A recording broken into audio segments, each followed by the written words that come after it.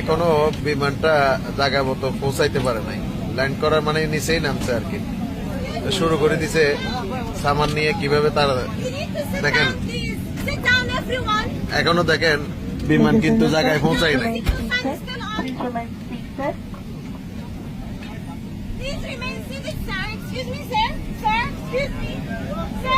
এদেরকে কোনোদিনও জীবনে কথাই হবে না।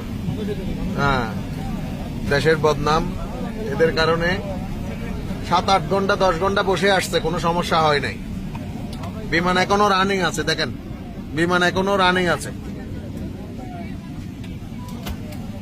দেখেন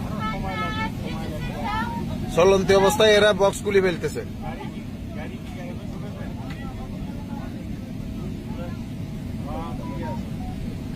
চলন্ত অবস্থায় এরা বক্স খুলে ফেলতেছে, এদেরকে কি বলবেন আপনি?